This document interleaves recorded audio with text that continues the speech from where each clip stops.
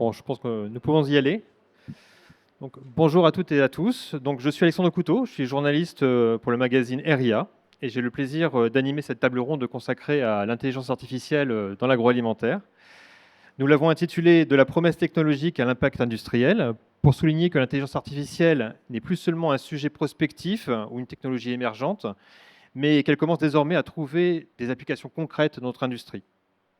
Ces dernières années, l'intelligence artificielle s'est imposée comme l'un des sujets les plus commentés, à la fois dans notre quotidien et dans l'industrie. Et c'est naturellement qu'il a trouvé sa place au CFIA, qui accueille pour la deuxième année consécutive un village dédié à l'IA. Avec un marché mondial de l'IA consacré à l'agroalimentaire qui devrait croître de 38% par an d'ici 2030, il s'agit de la prochaine grande révolution technologique qui modifiera en profondeur notre manière de produire et d'innover. Cependant, il faut constater que l'IA demeure une notion relativement floue, ou plutôt un concept dans lequel sont regroupées de nombreuses technologies. On parle indifféremment d'IA générative, de machine learning, d'algorithmes prédictifs ou encore d'automatisation intelligente. Pourtant, ces approches ne répondent pas aux mêmes besoins et ne s'inscrivent pas dans les mêmes environnements d'usage. En outre, l'intelligence artificielle doit s'inscrire dans des environnements de production exigeants, où la fiabilité, la traçabilité et la répétabilité des opérations sont essentielles. Il est nécessaire de parler aujourd'hui d'IA de qualité industrielle pour la distinguer des applications du plus grand public que nous connaissons tous désormais. Pour autant, cette transition ne va pas de soi. Les industriels doivent apprendre à maîtriser la donnée, véritable carburant de l'intelligence artificielle, et sans données fiables, structurées et accessibles, les modèles d'IA restent peu pertinents à l'échelle pour nous aider à produire ou à innover. Donc ce sont ces points que nous allons explorer aujourd'hui. Où en est réellement l'IA dans l'industrie agroalimentaire? Quels sont les cas d'usage qui créent déjà de la valeur dans l'agroalimentaire? Et quels sont encore les obstacles à surmonter pour passer à l'échelle? Donc pour en discuter, j'ai le plaisir d'accueillir 4 intervenants qui travaillent chacun sur ces sujets à différents niveaux de la chaîne de valeur. Donc j'ai Aurore Sitiresi, qui est responsable innovation au sein du groupe Bell. J'ai Ariane Voyatsakis, directrice innovation et prospective à l'ANIA. Sébastien Péné, responsable grand compte agroalimentaire chez Siemens. Et enfin, Emmanuel Blazex, manager de l'équipe IA chez VIF Software. Donc, je vais commencer par vous, Emmanuel. Parce qu'avant d'aborder les cas d'usage, les cas d'usage concrets, il est utile de revenir un instant sur ce que l'on met réellement derrière le terme d'intelligence artificielle. Et aujourd'hui, cette expression est utilisée pour désigner de nombreuses technologies. Est-ce que vous pouvez un peu vous qui êtes pionnier en fait dans ce domaine avec Data Squatty que vous avez lancé dès 2016, est-ce que vous pourriez nous aider à clarifier les différentes familles de technologies et nous dire quelles sont les approches peut-être les plus matures aujourd'hui? Effectivement, bonjour à tous. Ravi d'être là aujourd'hui. Effectivement, Alexandre, excellente question. Aujourd'hui, l'IA, on en parle énormément. Il y a vraiment une vague depuis 2022, notamment avec l'explosion de l'IA générative telle qu'on la connaît. Mais c'est vrai que ça a débuté, l'aventure IA a débuté il y a bien longtemps, dans les années 50, voilà, vers 50-56. Le terme d'IA a été introduit en 1956, je crois, si je ne dis pas de bêtises. Intelligence artificielle. Beaucoup aujourd'hui d'experts de l'IA déplorent un petit peu l'usage de ce terme, mais bon, une fois qu'on l'a lancé, c'est lancé. Et en tout cas, effectivement, il y a eu une histoire très longue et très sinueuse de cette fameuse intelligence artificielle. Il y a eu l'hiver de l'IA dans les années 70 où tout à coup, on arrivait à un endroit où il était difficile de progresser, tout simplement parce que technologiquement, on était très loin de ce qu'on a aujourd'hui. Et c'est un peu ça qui a amené à cette fameuse explosion. Donc il y a eu l'IA classique qui a fait parler d'elle dans les années 50 et qui est revenu dans les années 90-2000, qui est ce qu'on appelle le machine learning, l'entraînement.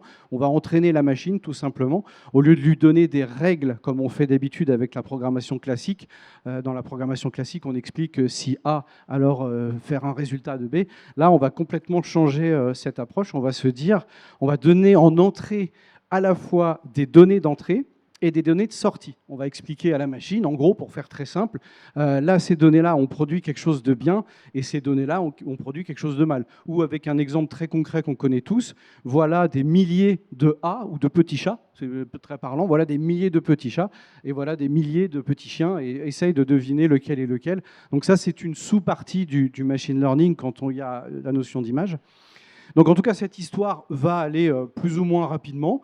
Nous, c'est vrai que moi, je suis arrivé en 2020 chez DataSwati, mais la startup avait été créée en 2016. Donc c'est vrai que c'était une startup plutôt innovante dans ce domaine qui donc s'occupait un petit peu d'essayer d'aider les industriels de l'agroalimentaire avec leurs données. Et donc cette approche machine learning a prospéré de plus en plus à partir des années 90-2000 parce que plus de performances technologiques, les ordinateurs beaucoup plus puissants, les serveurs beaucoup plus puissants.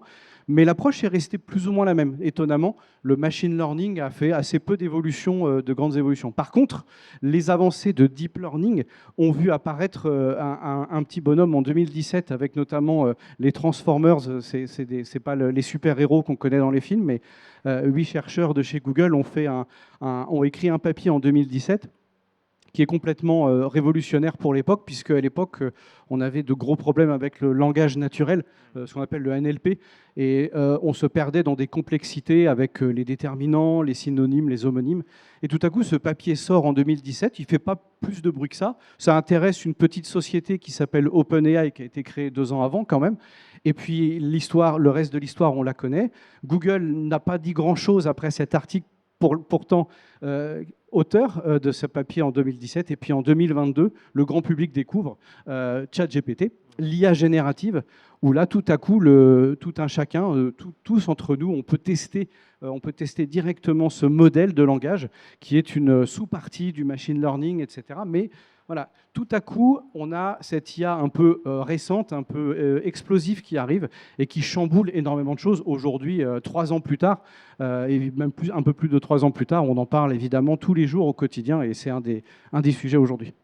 Est-ce qu'il y a des modèles qui vous semblent plus matures en fait, que d'autres en fait, qu'on a plus exploré, par exemple le deep learning, etc. Est-ce que ça vous semble... Alors le deep learning est beaucoup plus récent par rapport au machine learning. Il a permis de jouer avec de la donnée très complexe comme des images, des vidéos et du texte. Et c'est là où évidemment... Effectivement, le deep learning est essentiel pour la reconnaissance d'images qu'on utilise sur les chaînes de production. Exactement. Sur une série temporelle classique avec un point qui a eu lieu à telle heure et un autre qui a eu lieu à telle heure, le machine learning traditionnel, c'est ce qu'on fait nous aujourd'hui encore chez VIF, continue à fonctionner sur plein de cas d'usage.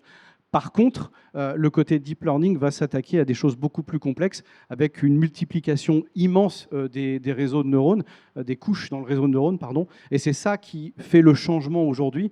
Il y a plusieurs facteurs, évidemment, je ne pourrais pas les résumer là, mais il y en a un qui est déterminant. On a énormément entendu parler de NVIDIA, par exemple, qui fait des cartes graphiques. Où est le rapport entre une carte graphique et le deep learning? Et bien justement, le rapport, c'est qu'on a des matrices et ces calculs matriciels d'une complexité inouïe et extrêmement fort avec un nombre de paramètres considérable. Tout à coup, technologiquement, elles sont possibles et c'est pour ça qu'on est capable aujourd'hui de faire des modèles toujours plus puissants d'IA générative. Mais derrière, c'est effectivement une sous-partie de ce fameux deep learning qui a explosé depuis quelques années. Oui, d'accord. Sébastien, je me tourne vers vous. Oui, toutes ces formes d'IA, vous les mettez en œuvre chez Siemens. C'est vrai qu'on a une approche très grand public, effectivement, l'intelligence générative, etc. Mais qu'est-ce qu'il faut vraiment pour faire une intelligence artificielle de type industriel? Est-ce qu'il y a des critères? Alors, déjà, peut-être repréciser, quand on entend Siemens, on se dit pourquoi Siemens vient parler d'IA aujourd'hui? Je pense que peut-être beaucoup dans la salle, vous nous connaissez parce qu'on fait des automates. Je pense que dans l'industrie agroalimentaire aujourd'hui, si vous ouvrez des armoires électriques, vous risquez de trouver très souvent des automates de notre marque. Si vous suivez un peu l'actualité ces dernières années, enfin ces derniers mois d'ailleurs, on a fait 2 gros achats, un peu plus de 15 milliards d'euros je crois, justement sur 2 boîtes qui font l'intelligence artificielle. Donc c'est juste pour dire qu'aujourd'hui, c'est vrai que c'est un thème qui fait un peu le buzzword et ainsi de suite, mais c'est aussi, comme tu le disais, vraiment l'orée d'une révolution industrielle, au vrai sens du terme, révolution industrielle. Et peut-être qu'aujourd'hui, on ne sait pas encore tout ce qu'on va pouvoir faire avec, mais on voit quand même que ça va très vite et qu'il y a quand même des usages qui pourront faire sens dans nos métiers de l'industrialisation de process pour faire des fromages, pour faire plein de choses au quotidien. Maintenant, nous, de notre côté, ce qu'on est convaincu, c'est qu'il faut aujourd'hui, sortir de l'État, on fait plein de petits POC, on teste, tiens, ça a l'air bien marché pour faire ça, mais si on veut vraiment dégager du ROI, du bénéfice pour les entreprises qui sont là, hein, parce que je pense qu'un des premiers usages de l'IA aujourd'hui, c'est de gagner en productivité. Je pense que c'est le premier sujet. Si on met de l'argent sur la table, c'est que quelque part, on a envie de dégager de la valeur derrière. Et le problème qu'on a beaucoup aujourd'hui, c'est qu'on fait beaucoup d'essais. On fait un truc, ça fonctionne, mais après, c'est comment on le déploie. Comment on fait en sorte que ce qu'on a fait là, qui fonctionne bien, bah, finalement, on va le déployer une fois, deux fois, trois fois, quatre fois. Et aussi, comment on fait en sorte qu'à chaque fois qu'on a un nouveau cas d'usage, on ne recommence pas à zéro. C'est-à-dire on ne commence pas à réapprendre, ce que je disais, machine learning, ainsi de suite, mais on ne repart pas de zéro à chaque fois. Donc comment on package des choses, comment on industrialise une IA, un algorithme, pour pouvoir le déployer après de façon standard par des gens qui ne sont peut-être pas des data scientists, mais des gens du quotidien, dans une usine. Et c'est ça aujourd'hui, Siemens, qu'on va essayer d'apporter, c'est vraiment ce côté IA industrielle et pas une IA grand public, ChatGPT, où par exemple, vous faites une jolie photo, c'est cool, ça fait rire les copains, mais l'IA, une fois qu'on va la mettre dans l'industrie, votre ligne de prod, elle ne peut pas s'arrêter, elle. Elle ne peut pas voir une image où elle en déduit une autre image qui n'a rien à voir avec la réalité. Si elle voit un fromage d'une certaine forme, elle doit voir ce fromage-là, elle ne doit pas voir ou imaginer ou fantasmer autre chose. Donc c'est vraiment tout ce côté-là qu'on va essayer d'apporter par notre connaissance du milieu industriel et des procédés industriels de nos clients pour faire en sorte finalement qu'on sorte du buzzword et du chat GPT où on s'amuse tous avec à quelque chose de productif, répétable, distribuable, que vous allez pouvoir trouver dans toutes les usines au niveau de nos procédés. J'ai fait un test très simple. Je pense beaucoup de gens dans les usines, ils ont un vrai savoir-faire. Ils connaissent les procédés dans leurs usines, ils ont des schémas. Moi, aujourd'hui, je regarde ce schéma, je suis incapable de le lire. Qu'est-ce que j'ai fait? Je l'ai pris en photo, je l'ai envoyé à ChatGPT et je lui ai dit, c'est quoi ce truc-là? Il m'a décrit, il m'a dit c'est un PNID, pour ceux qui connaissent. Il y a ça, il y a des vannes, il y a des machins, il y a des trucs. Je dis ok, c'est cool, merci. Déjà, tu m'apprends un truc. Mais concrètement, qu'est-ce que tu peux en faire, toi? J'ai été bête, hein. T'es ChatGPT, t'es le numéro 1, qu'est-ce que tu peux en faire concrètement? Et là, il m'a dit concrètement, moi, je peux rien en faire. Je peux te dire ce que c'est, mais je ne peux pas l'optimiser, je ne peux pas créer une nomenclature avec. Pour ça, tu auras besoin de personnes qui connaissent, d'experts, et tu auras besoin d'un logiciel spécialisé, comme tu pouvais en parler par exemple, qui lui sait identifier à quoi servent tous ces trucs que je vois sur l'image. Donc je sais décoder l'image, mais quelque part, je ne sais pas l'utiliser. Et ce qu'on va essayer, nous, de faire, c'est de mettre nos X années d'expérience dans l'industrie pour lui apprendre à ses copilotes, à ses IA, que ça, en fait, ça veut dire ça, c'est pour faire ça, et ça va pouvoir aider les gens qui sont dans les usines à aller plus vite, et peut-être aussi à faire des choses qui étaient rébarbatives, faire de la doc, faire plein de choses. Donc concrètement, aujourd'hui, c'est ça qu'on va essayer d'apporter, c'est-à-dire ce côté IA industriel, par rapport à une IA classique que vous allez pouvoir trouver sur le marché. Est-ce qu'il y a des critères quand même qu'on pourrait définir, qui pourraient définir une IA industrielle? Pour moi, c'est une IA qui ne se trompe pas. Quand tu mets un automate sur une ligne de production, le taux de répétabilité, il est quasiment infini, à part le défaut, la panne ou ce genre de choses. Mais une IA, à partir du moment où tu la mets sur une ligne de production, ça ne peut pas planter. Ça doit être déterministe, ça doit être capable de sortir, de répéter toujours la même chose. Et aujourd'hui, on n'y est pas tout à fait. On fait plein de choses, on gère du big data, on fait plein de trucs, mais dans l'absolu, aujourd'hui, ce que l'on a encore besoin, c'est de faire peut-être de l'agentique, on en parlera peut-être d'IA agentique, donc des IA spécialisées pour des métiers donnés. On va développer par exemple des IA pour faire de la maintenance, une IA pour faire au niveau du bureau d'études, par exemple. Parce que les wordings ne sont pas les mêmes, parce que les termes ne sont pas les mêmes, parce que les enjeux ne sont pas les mêmes. Et suivant les différents agents, quand vous lui poserez une question, il comprendra réellement, concrètement, industriellement parlant, de quoi on parle en fait. Et pas génériquement en parlant de quelque chose où peut-être que effectivement ça va donner un résultat qu'on ne sait pas trop s'il va être bien ou pas, quoi. Donc, ce serait aussi une IA adaptée vraiment au secteur dans lequel on la déploie, quoi, en fait. C'est ça. Et j'imagine, on en parlera après, mais ça voudrait dire qu'il faut aussi qu'on parle de standards. Ça veut dire que ces IA, il faut qu'elles captent de la donnée, mais qu'elles la comprennent, cette donnée. Donc, ce soit de la donnée qui a été aussi peut-être mise en forme. Et bref, on parlera, j'imagine, de plein d'autres choses, mais effectivement, ce qu'il ne faut pas imaginer, c'est qu'une IA, c'est pas magique. C'est pas un truc où on met l'IA et si votre process n'est pas bon, ça ne sera pas bon à la sortie. Ça, on en est tous convaincus. C'est à partir du moment où on a les bonnes pratiques, on met les bonnes choses en place. Derrière, l'IA, elle aura de la bonne donnée qu'elle pourra traiter et effectivement sortir de la productivité derrière. D'accord. Je voudrais qu'on arrive un petit peu sur des cas concrets. Donc, je me tourne vers vous, Ariane. C'est vrai que l'IA appliquée dans l'agroalimentaire, justement, quelle est la perception de l'industrie agroalimentaire par rapport à l'IA? Est-ce que vous avez des retours en tant que responsable innovation à l'ANIA, justement, du besoin en fait, des industriels par rapport à l'IA? Oui, merci.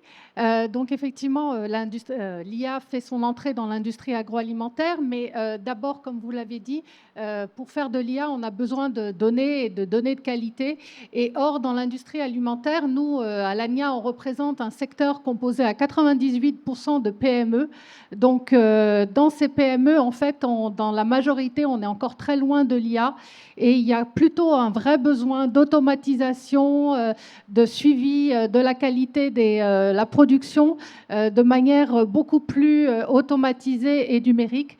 On a un vrai challenge à numériser, à automatiser, à robotiser nos usines. Je pense que c'est là le point de départ. Et après, peut-être, on construira sur l'IA. Mais d'abord, il faut qu'on numérise nos ateliers de production. Et nous, donc, à l'ANIA, on milite pour apporter plus de financement aux entreprises parce que c'est vrai que ces PME et en fait tout le secteur agroalimentaire fait face à un mur en termes de relations commerciales. C'est un éternel sujet pour nous, mais qui fait que nos marges financières sont inférieures que le reste de l'industrie, d'où notre retard en termes d'automatisation et d'investissement. On a fait un sondage auprès de nos adhérents. Un tiers n'ont pas investi ces 25 dernières années dans leur outil de production. Donc, on a vraiment une question d'obsolescence de l'outil de production. Et si on arrive à passer ce gap, nous, on a chiffré à 3 milliards d'euros le besoin d'investissement de l'industrie alimentaire pour rattraper son retard en automatisation. On pourra effectivement déployer de l'IA basée sur des données. On pourra pallier les questions de pénibilité, augmenter la productivité. Et effectivement, on a un champ, un boulevard devant nous. Alors nous, à l'ANIA, on apporte aussi de la veille aux entreprises. Donc peut-être vous donner quelques cas d'usage que j'ai pu modestement retrouver dans ce qui existe actuellement. Donc vous l'avez dit, l'IA générative, tout le monde peut l'utiliser et effectivement, elle va faciliter notre quotidien. Je peux aussi en témoigner. Après, la première entrée de l'IA, je pense que là où elle est encore plus développée dans l'industrie alimentaire, c'est au niveau du commercial et du marketing. Comment on peut mieux caractériser sa clientèle, les données de consommation. Et on a vu des outils, notamment dans la boulangerie et de la restauration, qui permettent d'adapter la production au climat. Par exemple, il y a des jours où il vaut mieux vendre des glaces et des jours où il vaut mieux vendre des flancs. Et voilà, donc en fonction de la météo, en fonction des données de consommation, ça permet aussi de réduire les invendus et le gaspillage alimentaire et adapter l'offre à la demande. Après, l'IA, c'est aussi un apport important et intéressant dans l'innovation. Je pense que Belle, vous pourriez en parler. Vous aviez annoncé un partenariat avec Climax Food pour faire des fromages végétaux. Et on a vu aussi au CFIA l'année dernière DSM Firmenich qui a été lauréat pour une IA qui permet d'agencer des ferments. Donc voilà, pour répondre à la demande des consommateurs, ils ont pu faire des associations de micro-organismes super intéressantes grâce à l'IA.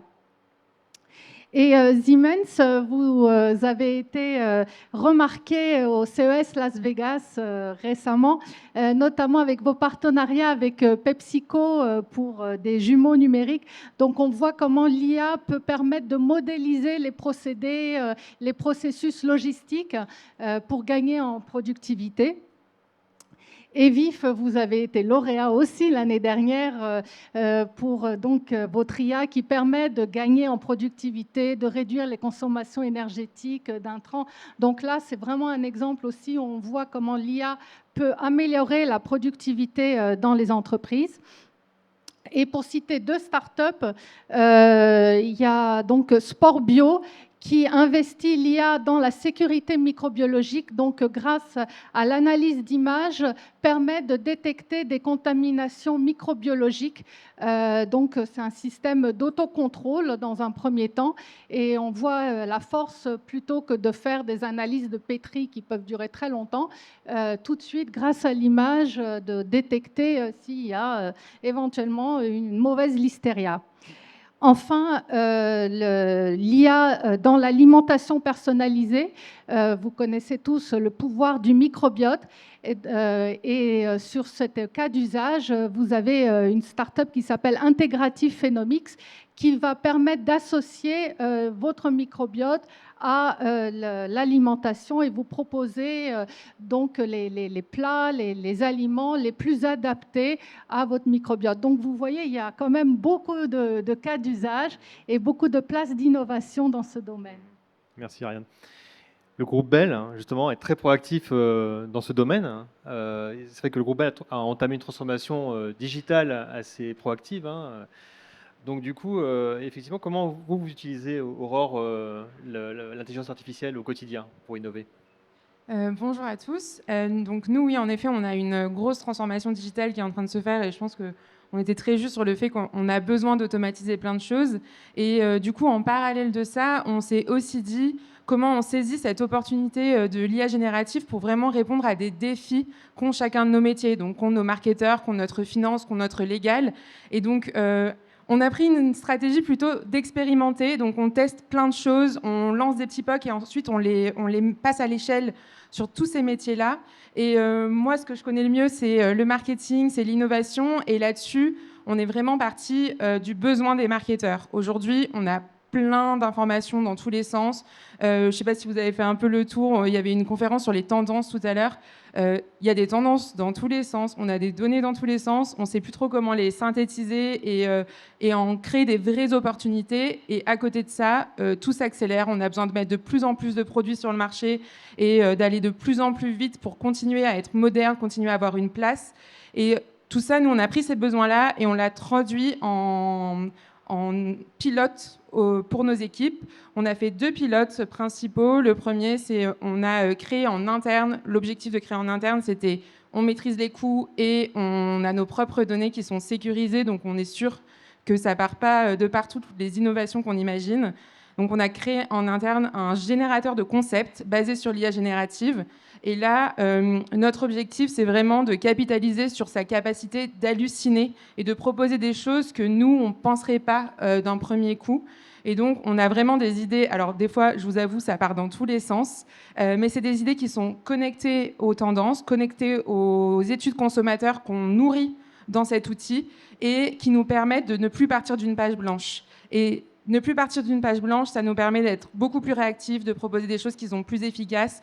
On a envoyé des idées en test conso et on a des résultats qui sont au-dessus que certains autres tests conso où on n'avait pas mis d'IA. Et ça permet aussi de remettre aux marketeurs leur valeur primaire qui est de faire du marketing.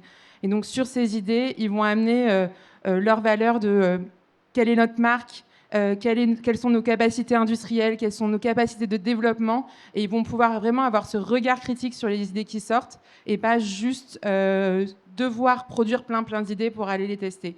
Donc vraiment, on rajoute cette première couche et ensuite on a l'humain qui challenge, qui a ce regard critique et on envoie en test et on a les premiers produits dans le pipe qui sont co-générés aujourd'hui IA et humains. Vous utilisez aussi des personas, en fait, une sorte de jumeaux numériques de consommateurs type, si j'ai bien compris. Alors, je ne sais pas si on peut appeler ça jumeau numérique dans la perfection du terme, mais oui, grâce à l'agentique, on voit qu'en fait, aujourd'hui, on peut recréer nos consommateurs sous forme de consommateurs digitaux et se dire, en fait, on a un virtuel, un consommateur virtuel auprès de qui on peut faire des premiers tests de nos idées. Donc en fait, on a ces agents qui vont tester nos premières idées et ça, on le fait avec des partenaires sur le marché des cabinets d'études qui développent ces cas d'usage. On ne les développe pas en interne, c'est plus complexe et pour le coup, on a besoin de la valeur de nos partenaires là-dessus. Et donc, on a toutes ces idées. Si on a 20 idées de nouveaux concepts, on va envoyer un premier filtre sur ces agents pour pouvoir réduire le nombre d'idées et aller vraiment creuser en qualitatif, en quantitatif, les idées qui sont gagnantes avec ce test digital et pouvoir les affiner ensuite. Sébastien, là on va aller du côté de la production pour le coup. C'est vrai qu'on parle beaucoup aussi d'IA pour la maintenance prédictive, hein, c'est quelque chose dont on a beaucoup parlé, mais également pour le contrôle qualité, justement. Est-ce que vous avez des exemples à nous donner dans ces deux domaines et quel est le degré justement de maturité de ces technologies? C'est un petit piège, hein. Je ne savais pas que j'allais intervenir sur cette question. Mais, donc maintenance prédictive, oui, effectivement, par exemple chez nous on a un outil de maintenance prédictive de façon très basique. On a intégré Copilot à l'intérieur, donc je pense que la plupart vous connaissez peut-être Copilot. Et encore une fois, l'idée c'est par exemple une personne de la maintenance. Alors très souvent cet outil-là, on avait besoin derrière de data scientists, c'est-à-dire de personnes qui savent jouer avec plein de données et en tirer des résultats. En gros, il y a plein de données qui arrivent dans tous les sens, plein de signaux faibles et ainsi de suite. Et de tout ça, on en déduit, ah bah tiens, c'est peut-être tel capteur ou tel roulement qui est défaillant et ainsi de suite. Là, l'idée, c'est plutôt de dire à Copilot, bah écoute, voilà, il y a ça qui vient de se produire. Est-ce que tu peux me dire, par exemple, combien de fois ça s'est produit ces dernières années? Et effectivement, Copilot, lui, il va aller regarder un petit peu partout, de dire, bah tiens, c'est déjà produit une fois. Et en fait, la personne, quand elle a réparé l'installation, elle a fait ça et ça. Elle a documenté ça et ça. Et en fait, on va utiliser l'IA, alors là, pour le coup, une IA du marché, hein, mais qu'on intègre encore une fois dans un outil logiciel pour aider finalement la personne qui est devant à être peut-être pas l'expert de la donnée, mais être capable vraiment d'en tirer quelque chose pour que concrètement, par contre, on aille dans l'usine rapidement, dépanner, ainsi de suite. Alors maintenance prédictive aussi dans le sens où on essaye de faire ça avant que la machine forcément elle tombe en panne. Donc cette idée encore une fois de gagner en productivité, l'IA peut nous aider tout simplement dans l'utilisation d'outils qui étaient des fois réservés à des spécialistes. On parlait d'automatisation, on parlait de plein de sujets du genre. On sait aussi qu'aujourd'hui, on manque un peu de ressources, notamment dans l'agroalimentaire. Sauf erreur de ma part, on est à 30 000 ou 40 000 postes, je crois, ouverts. Et notamment beaucoup aussi au niveau de la ligne de production, tout simplement. Dans les écoles, on voit bien, il y a de moins en moins de jeunes qui se... On essaye de les motiver, mais on voit que c'est un peu compliqué, quoi. On essaye avec digitalisation, ça a marché un peu pour les attirer un peu dans les usines.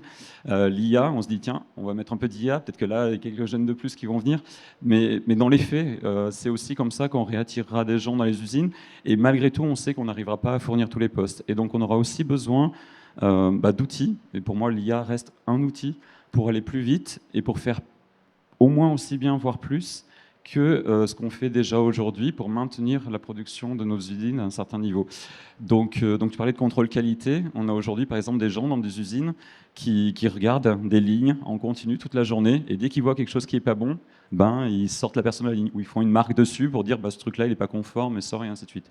Et donc on a, avec des partenaires à nous, hein, on parle aussi d'écosystème, on est une grosse boîte, mais on a aussi besoin de gens qui sont vraiment des experts de ces domaines-là. Et donc sur notre stand, par exemple, on a un partenaire qui s'appelle Visionary, qui aujourd'hui est vraiment spécialisé dans la reconnaissance, par exemple, de contaminants dans des liquides et ainsi de suite. C'est un peu ce que tu disais aussi. Et nous, on a misé sur eux parce qu'on s'est dit, on est capable d'industrialiser ce qu'il fait en fait. C'est-à-dire aujourd'hui, il a développé des algorithmes qui sont très bien, qui font plein de choses. Mais on a des clients, comme le groupe Bell, par exemple, qui voudraient prendre cette application-là, par exemple, pour la déployer dans l'ensemble de leurs usines, c'est-à-dire de façon centralisée pour la pousser sur toutes leurs lignes. Aujourd'hui, on a mis en place une solution qui permet de faire ça, technologiquement parlant, et l'idée, c'est que ce partenaire, qui est une start-up, qui n'a peut-être pas les structures pour répondre à ce cas d'usage-là, on puisse prendre son cas d'usage, nous l'industrialiser, et après le rendre disponible, par exemple, au sein du groupe Bell. Donc voilà, plein de cas d'usage très concrets, maintenance prédictive, contrôle qualité. On est vraiment sur des choses aussi où l'idée, encore une fois, je pense qu'on en parlera, c'est pas de remplacer la personne qui fait ça. C'est simplement des fois de lui faire autre chose à cette personne. Parce que regarder des lignes en continu toute la journée, c'est peut-être pas le truc sur lequel on amène le plus de valeur ajoutée au niveau d'une usine. Ça appelle des commentaires. Ça appelle des commentaires, je me permets, excuse-moi, mais effectivement, Sébastien, ce que tu dis là, ça me parle beaucoup parce que c'est la question qu'on se pose et ça rejoint ce que tu disais aussi sur l'époque qu'on fait en interne sur nos services, etc. L'idée n'est jamais de remplacer la personne, au contraire, c'est de lui faire des choses qui soient plus intéressantes, qui soient à plus grande valeur ajoutée, parce que effectivement, les tâches d'automatisation, c'est pas nouveau, hein, on a déjà inventé les tableurs il y a quelques années pour éviter qu'on ait des classeurs à la main qui fassent des milliers de pages. Donc effectivement, il faut trouver la mesure. C'est pas toujours simple de ça, mais il y a un vrai intérêt à donner à nos collaborateurs, à nos collègues, des métiers peut-être un peu plus intéressants sur d'autres tâches. Et c'est là toute la difficulté, parce que évidemment, les progrès allant très très vite, tous les domaines commencent à être couverts. Donc forcément, il y a des questions essentielles à se poser à ce niveau-là. D'ailleurs, Emmanuel, pardon, Oui, Ariane, allez-y. effectivement, je voudrais aussi rejoindre ce qui a été dit sur l'IA et le capital humain, parce qu'il y a souvent des craintes associées à l'IA. Est-ce que ça va remplacer des jobs? Et on peut effectivement se poser la question aux États-Unis concernant Amazon. Mais dans notre secteur, on peut citer par exemple la Normandise, qui est une entreprise qui fait du pet food, qui a été labellisée usine du futur, qui est dans un bassin de production où il y a du difficulté à trouver des salariés, ouvriers dans les secteurs industriels. Et le témoignage que j'avais, c'est justement grâce à ce label, grâce à cette automatisation et cette robotisation, le métier devient plus attractif dans l'industrie alimentaire. On arrive à faire à attirer des jeunes sur des métiers plus valorisés, même des ingénieurs qui n'ont pas forcément l'idée de faire carrière dans l'industrie alimentaire, des ingénieurs qui viennent de l'ingénierie, enfin automatisme, générique, multisecteur, peuvent venir ainsi nourrir notre secteur agroalimentaire grâce à l'inclusion du numérique dans les procédés de production. Donc, au contraire de détruire de l'emploi, ça pourrait faire venir de l'emploi vers l'agroalimentaire. Emmanuel, je voudrais qu'on aborde avec vous la question de la confiance qu'on peut apporter à l'IA, justement, parce que c'est quand même un grand sujet, savoir dans quel degré, dans la prise de décision, comment faire confiance vraiment aux IA. Est-ce qu'il y a des éléments que vous pouvez nous donner qui permettraient de dire ça? Effectivement, c'est essentiel ce sujet. Notamment, si je reviens un petit peu sur ce que je disais tout à l'heure, sur l'historique un petit peu de l'IA telle qu'elle a été consommée, il y a eu des améliorations conséquentes dans les années 90, 2000, 2010 sur l'IA classique, qu'on appelle maintenant classique, qui est pas si jeune que ça, qui est le machine learning, où là, on a pu sortir de l'explicabilité. C'est très complexe, effectivement, puisque le principe même, c'est de ne pas avoir de règles déterministes, des règles fixes qui vont dire dans tel cas faire ci, dans tel cas faire ça. On est bien dans un sujet où, effectivement, une espèce d'algorithme, comme on les appelle, va essayer de prédire un résultat. Cependant, là où c'est intéressant, c'est qu'avec le machine learning, on a des stratégies qui vont faire remonter les différents paramètres qui nous ont semblé, par exemple, dans le cas de la maintenance prédictive dont tu parlais tout à l'heure, on peut vous dire, on analyse par exemple, je ne sais pas moi, l'intensité moteur d'une machine, ça c'est quelque chose qui est un cas d'usage assez courant, et on va analyser le signal faible que peut faire cette intensité, et on va être capable de ressortir les paramètres les plus impactants. Et ça, c'est vraiment de l'explicabilité qu'on peut vérifier après sur le terrain. Ça, c'est pour la partie IA classique, machine learning. Pour l'IA générative, il y a eu, surtout dans les années 2022-2023, rappelez-vous, on posait des questions et effectivement, on avait des réponses en disant « Ah oui, un tel a dit ça », puis on vérifiait la source et en fait, il n'avait jamais dit ça, ou alors pas exactement avec ces mots. Et ça, c'est arrivé beaucoup et on le voit encore aujourd'hui. Donc il y a effectivement cette crainte tout à fait légitime de ce qu'on appelle l'hallucination, on en a parlé tout à l'heure.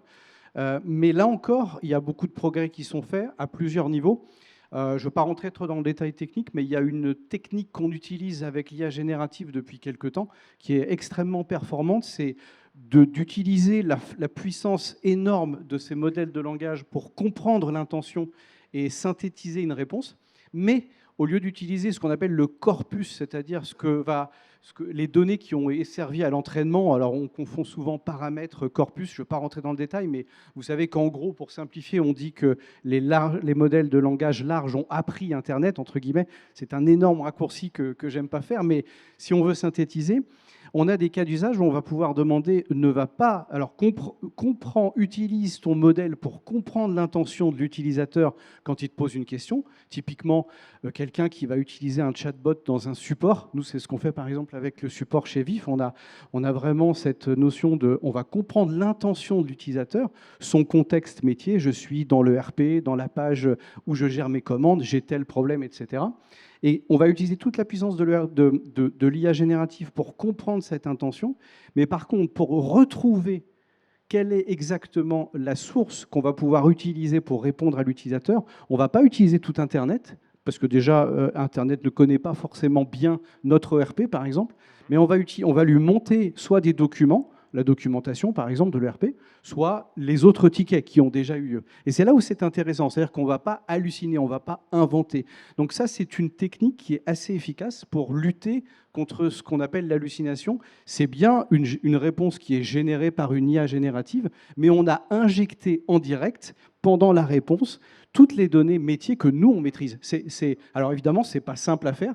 C'est de plus en plus utilisé dans l'industrie, mais ce n'est pas simple à mettre en place. Il faut un certain savoir-faire, effectivement. Mais c'est une façon, justement, de lutter contre cette hallucination et donc d'avoir un peu plus de certitude sur nos réponses.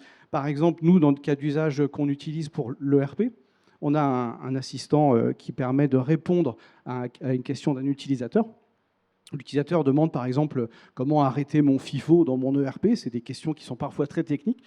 Eh ben, notre produit va aller chercher la réponse dans la documentation et non seulement il va rédiger la réponse compréhensive en quelques phrases, et il va proposer le lien vers cette documentation. Donc l'utilisateur pourra être rassuré en lisant concrètement que, ah oui, d'accord, c'est bien marqué dans telle page de tel document que effectivement je n'avais pas déjà lu.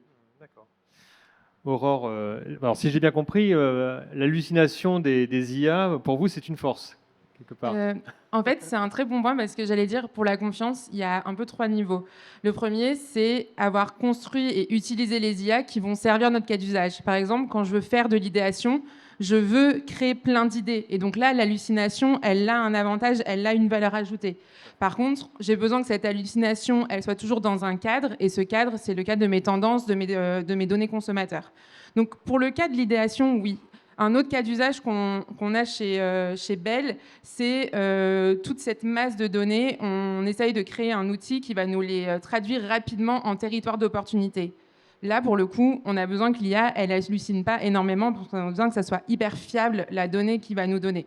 Et donc là, quand on construit le cas d'usage, déjà, on le construit avec les équipes métiers, on les construit avec les équipes Insight, avec les équipes marketing.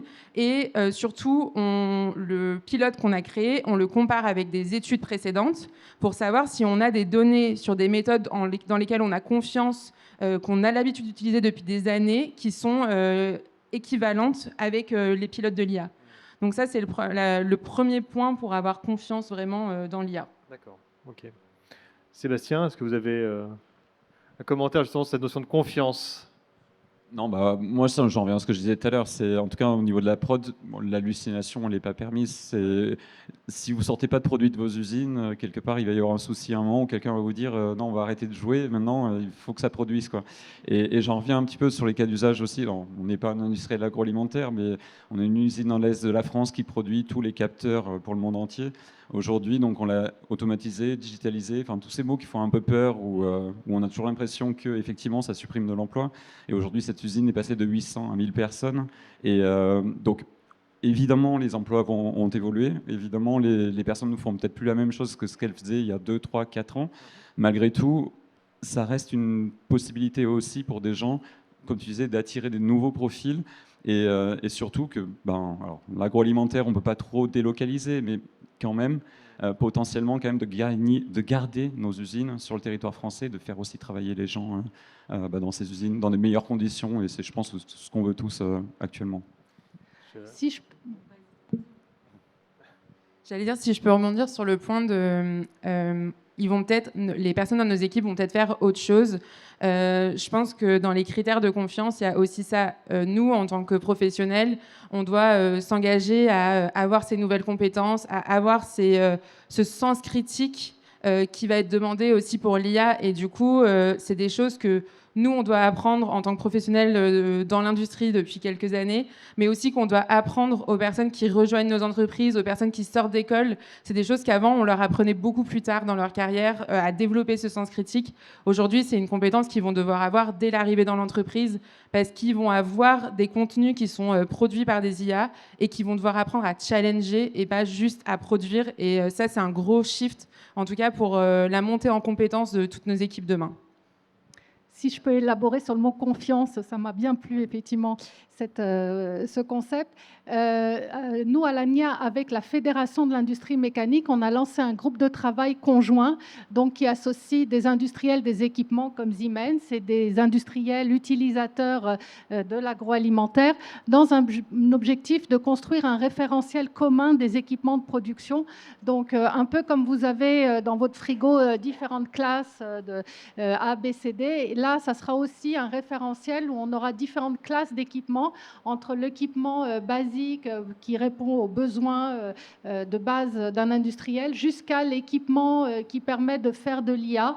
Et donc, en se basant sur des référentiels existants, parce qu'il ne s'agit pas de réinventer, et il y en a des référentiels, on va essayer de construire une base commune qui permettra à un industriel de l'agroalimentaire, quand il se fournit en équipement, de savoir quel service cet équipement peut lui apporter, en termes notamment d'interopérabilité des différents équipements. C'est aussi important pour lui. Et in fine, si on peut aller jusqu'à l'IA, donc ça sera la classe 5 de l'équipement. Donc je pense que c'est une super initiative qu'on a lancée. D'ailleurs, si vous restez à la conférence tout à l'heure, on vous la présentera, parce que on est quand même pour une fois dans l'industrie alimentaire précurseur. C'est la première fois qu'on associe des équipementiers, des agroalimentaires, des utilisateurs finaux d'équipements ensemble pour réfléchir ensemble et pas l'un qui impose quelque chose à l'autre. Donc je pense que c'est une belle initiative que s'est dotée l'industrie. L'idée clé, effectivement, c'est d'avoir une standardisation effectivement de la data, quoi, de la donnée. D'accord. J'aimerais bien aussi qu'on aborde le sujet de l'intégration auprès des équipes de l'IA. Savoir justement comment les équipes, comment intégrer l'IA sans faire peur, peut-être à certains qui pouvaient avoir des réticences, etc. Je pense que c'est un sujet assez important. Aurore, comment ça s'est passé pour vous, l'intégration justement de l'IA? Comment ça s'est déployé? Je crois que ça s'est plutôt bien déployé. Une des questions, on a quand même pas mal de curiosité parce que, mine de rien, c'est quelque chose qui est arrivé dans nos vies personnelles aussi. Et du coup, on a les collaborateurs qui l'utilisent à titre personnel et du coup, qui vont se dire comment est-ce que je vais faire pour l'intégrer dans mon quotidien, dans mon travail, etc. Un des points, nous, c'est un parti pris qu'on a pris sur tous les développements de nouveaux pilotes. On ne développe pas juste un pilote outil, on répond à un besoin qu'ils avaient et on développe des nouvelles méthodes et on modernise nos méthodes de travail. Et donc, moi, quand je déploie un outil sur un process d'innovation, je réfléchis avec les équipes au process d'innovation en tant que tel, aux méthodes d'innovation, aux méthodes d'idéation. Et je pense que c'est ça qui fait qu'aujourd'hui, on a les collaborateurs qui sont plutôt positifs à l'arrivée de l'IA, en tout cas dans leur quotidien, parce qu'ils voient vraiment que ça shift leur rôle et ils l'ont pensé avec nous. Oui, effectivement, ça me fait penser à quelque chose qui est assez intéressant sur ce sujet, c'est que on a un biais, je trouve, notamment dans les années 2024-2025, donc c'est pas assez récent, et où on a trouvé tout à coup tout un tas de projets qui naissaient un petit peu pour faire de l'IA. C'est un peu ce qui est ressorti vraiment un chiffre clé, par exemple. Tu parlais tout à l'heure, Sébastien, d'époque. C'est vrai qu'en 2025, le MIT a sorti une étude complètement incroyable qui disait que 5% des POC d'IA générative allaient au bout, allaient en production. Donc c'est vrai que c'est un chiffre qui montre qu'il y a eu une espèce d'engouement et qui est, après tout, qu'on peut suivre aussi dans d'autres technologies et dans d'autres innovations. On est devant une innovation majeure, donc forcément, il y a un engouement. Mais effectivement, il faut savoir rester pragmatique et penser l'IA d'abord au service d'un but, d'un cas d'usage bien précis. Et les exemples sont excellents avec parfois, on va avoir besoin de créativité. Donc on va pousser le curseur de ce qu'on appelle la température avec les LLM. On va avoir besoin d'un petit peu ces idées qui pourraient paraître saugrenues, mais finalement qui vont nous embarquer dans des chemins qu'on n'aurait peut-être pas suivis. Et puis d'autres fois, voilà, comme je citais tout à l'heure sur un cas d'usage où là on veut donner une réponse précise, traçable. Là, on va engager des travaux pour justement maîtriser de bout en bout la chaîne du document et à la suite du résultat. Mais effectivement, cette notion de IA pour faire de l'IA, c'est un piège. Je pense que beaucoup sont un peu mordus les doigts parce que voilà, c'est dépenser parfois de l'argent pour finalement un cas d'usage qui ne marche pas au quotidien. C'est pas en disant aux collaborateurs t'inquiète pas, on fera de l'IA, c'est t'inquiète pas, on a pensé à ça et peut-être que cet outil pourrait te servir. C'est d'abord pour le métier. D'accord. Bon, il nous reste bientôt un Pour quart d'heure. finir, Oui, nous, pardon, à pardon, l'ANIA, Ariane. on a fait un petit guide qu'on pourrait qualifier l'IA pour les nuls. Donc, sur notre site internet, vous trouverez le résultat d'un projet européen AI Skills, où on a expliqué tout ce qu'on a dit au début, le machine learning, le deep learning, les algorithmes. Voilà, tout ça, c'est expliqué dans un guide avec des cas d'usage. Et c'est la première étape d'appropriation de l'IA pour l'industrie alimentaire. Très bien. Donc, je pense qu'il nous reste un quart d'heure, donc avant de passer aux questions de la salle, peut-être qu'on va faire un petit tour de table rapide. C'est pour vous, quelles sont les limites, enfin, quels sont les freins encore au développement de l'IA dans l'agro? Je vais commencer par Ariane. Ben, on l'a dit tout à l'heure, c'est la capacité d'investissement et d'abord d'automatisation et c'est la première étape pour faire de l'IA. Et après, on en voit effectivement les avantages, non seulement dans le traitement de données et de la productivité, mais également, et c'est un élément essentiel, comme on disait tout à l'heure, sur l'attractivité des métiers, le capital humain, la réduction de la pénibilité. Et on a vu cette année aussi au CFIA l'entreprise Silean qui a été lauréate pour un robot qui permet, grâce à l'IA, de retourner les fromages sur une clé. Donc c'est quelque chose de très concret et qui était source de pénibilité. Enfin, personne ne voulait faire ça parce que franchement, c'est quand même assez pénible. Et donc, grâce à l'IA et la vision, on permet de retourner les fromages au bon endroit.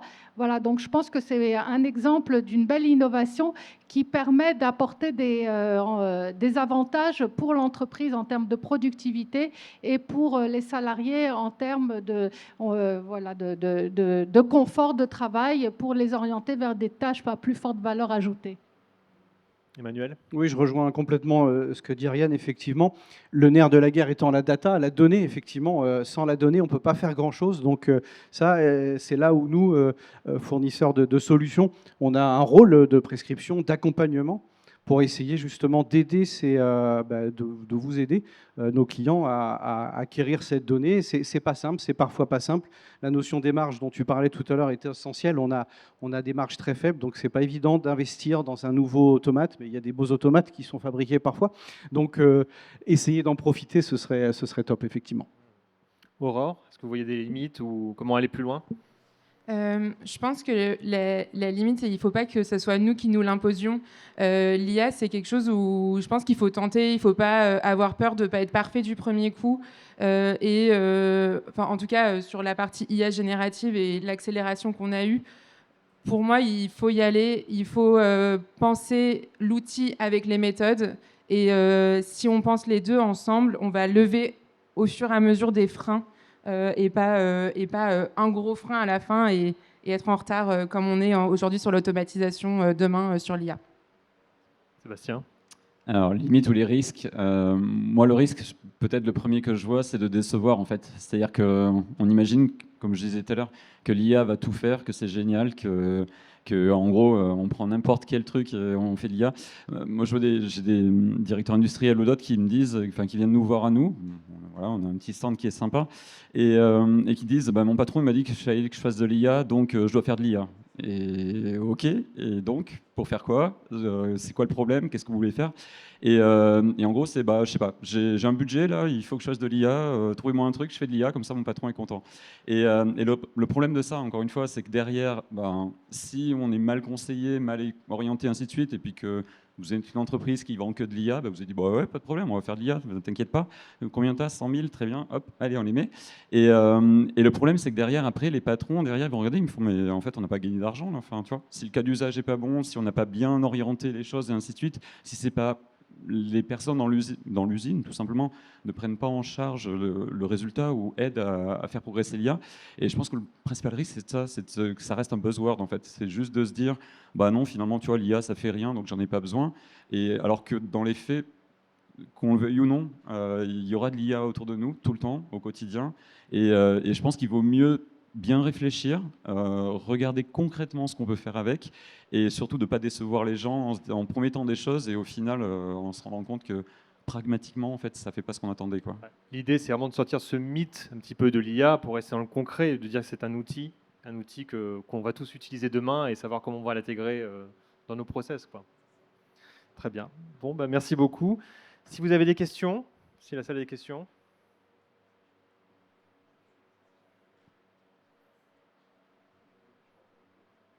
Questions ? Oui, bonjour à vous. Merci pour ce beau panel et pour cette conférence. J'avais une question sur l'intégration de l'IA auprès du personnel et comment est-ce qu'ils intègrent ça. Il y a une étude qui est sortie il n'y a pas très longtemps là, qui montrait sur l'aspect médecine qu'au départ, il y avait un très bon binôme médecin-IA qui permettait de faire des diagnostics qui étaient plus pointus, plus poussés, d'aller identifier des choses qu'on n'aurait pas identifiées sans l'IA. Et aujourd'hui, ça se renverse, c'est-à-dire que le médecin aurait tendance à dire bon, bah, l'IA l'a dit, donc c'est que ça doit être vrai. Et donc, ça devient une perte de contrôle quelque part de la décision ou même de l'analyse qui va plus loin. Comment est-ce que vous voyez ce genre de biais dans vos applications ? Manuel ? Oui, effectivement, c'est une question fondamentale. L'IA ne remplace pas la décision humaine. Ce que vous citez là sur l'exemple des médecins, j'ai vu passer certaines choses là-dessus, mais je ne sais pas si on peut dire qu'il y a un consensus global là-dessus. Toujours est-il qu'effectivement, la vraie question, c'est j'utilise un outil, d'abord et avant tout. Je ne remplace pas une décision que j'aurais faite. Et de ce que je vois régulièrement dans notre métier, c'est qu'on a quand même plus souvent l'expert qui dit « Ah, effectivement, ça m'a bien aidé, je ne connaissais pas ce détail du problème que j'essaye aujourd'hui de résoudre, et je vais creuser et je vais vérifier si c'est vrai. » Parfois, c'est vrai, parfois, voilà, moi, par exemple, je fais beaucoup de développement, et voilà, parfois, une solution qui est approchée et somme toute, a l'air intéressante. Et puis, quand on creuse, on doit nous-mêmes ajouter notre petite patte pour dire attention, cette solution était bien, mais là, tu viens de me faire de la duplication de code. C'est pas propre, c'est pas ce que j'attends. Donc, il y a encore évidemment des ajustements à faire comme ça. Donc, ce biais, je pense qu'il est effectivement naturel. Il faut le suivre et il faut le surveiller, mais l'humain reste au cœur de tout. Dans un projet IA, dans une entreprise en interne ou même dans d'autres circonstances, l'implémentation, c'est 20% à peine techniquement. Le reste, c'est d'humain, c'est les gens, c'est le métier. C'est voilà ce qu'on disait tout à l'heure sur le collaborateur va nous indiquer, OK, on pourrait prendre cette voie-là plutôt qu'une autre, mais ça doit rester ça dans notre esprit. On ne va pas chercher à remplacer, à automatiser la décision d'un humain. Ce n'est pas le but. Si je peux compléter, je trouve que l'IA, ça amplifie aussi nos défauts. Et du coup, si on a la flemme, on ne va pas aller creuser les choses. Et je me souviens, quand j'étais à l'école, on me disait Wikipédia, c'est pas une source sûre, il faut double-checker les données. Et c'est là où je disais tout à l'heure, en fait, demain, l'IA, c'est un outil. Il va arriver, on va l'avoir, ça va augmenter en fonction des cas d'usage. Mais nous, en tant que professionnels, on ne doit pas oublier de former nos équipes. Et former les équipes, ça va être vraiment primordial pour se dire, en fait, comment est-ce qu'ils travaillent avec l'IA, comment est-ce qu'ils challengent l'IA, comment est-ce qu'ils se posent des questions, comment ils n'ont pas la flemme de faire quelque chose et du coup de faire confiance à l'IA sans avoir rechallengé les choses. Et ça va vraiment être clé. Et quelle que soit la taille de l'entreprise, on va avoir besoin de le faire. Parce que déjà, ça sera utile dans nos vies perso aussi. Et en plus de ça, ça sera une vraie valeur ajoutée pour l'entreprise. Merci. Une autre question, peut-être ?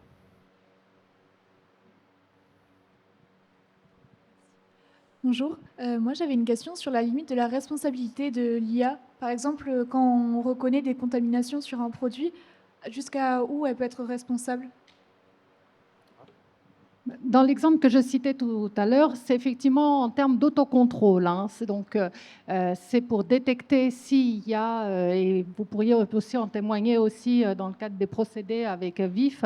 C'est pas quelque chose de certificateur, mais ça donne une première indication qu'il faut après pouvoir contrôler par les méthodes standards.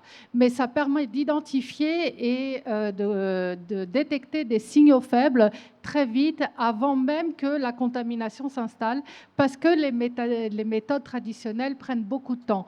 Donc c'est un intérêt en tant que détecteur de signaux faibles et de potentiel de contamination, mais ce n'est pas quelque chose de méthode certifiée qui permet par exemple vis-à-vis des clients, de certifier, d'avoir une force probante. Je ne sais pas si j'ai été claire. Oui, oui, oui. Mais du coup, l'intérêt d'un autocontrôle, c'est d'avoir une décision derrière. Donc, ça voudrait dire on rajoute un autocontrôle sur la procédure déjà existante ou... Ça veut dire qu'on détecte rapidement le risque de contamination et on peut agir.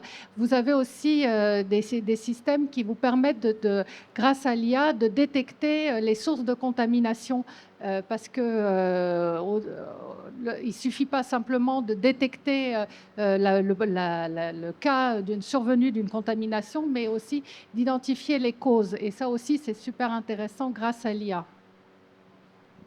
Je pense que, nous, dans les cas d'usage, par exemple, qu'on peut avoir sur le contrôle qualité, par exemple, où on avait les pizzas Buitoni ou d'autres, où, faut pas citer de marque, pardon, des certaines pizzas où on avait effectivement des contaminants qui étaient tombés à l'intérieur parce qu'il y avait, je crois, une chaîne avec de la graisse qui avait coulé. Enfin bon, bref. Et donc, effectivement, si vous faites ça à l'œil nu, il y a toujours le risque qu'à un moment, il y a quelque chose qui passe à travers, quoi, ou parce que l'œil humain est perfectible. Vous pouvez mettre 2, 3 humains, 4 caméras, 22 caméras. En fait, ce qu'on se rend compte aussi, c'est que l'IA, par rapport à la vision traditionnelle, elle apporte, avec ses algorithmes, elle est capable de voir des choses, de déterminer des choses qu'une caméra traditionnelle, aussi performante que vous voulez ainsi de suite, ne verra pas en fait. Tout simplement parce qu'elle verra quelque chose de différent de ce qu'elle voit d'habitude. Et que de base, elle va se dire, donc du coup, il y a peut-être quelque chose. Elle ne pourra pas dire exactement ce que c'est. Elle ne pourra pas dire c'est tel ou tel contaminant ou tel machin. Par contre, elle dira il y a quand même quelque chose là qui est pas comme d'hab, regarde, et effectivement après on sort de la chaîne, on regarde et oui, on constate effectivement qu'il y avait quelque chose ou pas, mais je pense qu'il ne faut pas le voir comme si l'IA elle se loupe, c'est la faute de l'IA, c'est pas ma faute, quoi. C'est plus d'amener un peu plus que, encore une fois, les contrôles qualité que l'on peut faire et ça ne veut pas dire qu'il ne faut plus les faire. Ça veut juste dire qu'on essaye de mieux faire, tout simplement, ou de détecter plus tôt aussi. Enfin, voilà. Détecter plus tôt, oui. Et détecter les sources aussi, effectivement, ça peut révéler des choses qu'on n'aurait pas vues et qui nécessiteraient beaucoup, beaucoup de tests pour les voir. Très bien. Bon, il me reste à vous remercier. Merci beaucoup. Merci.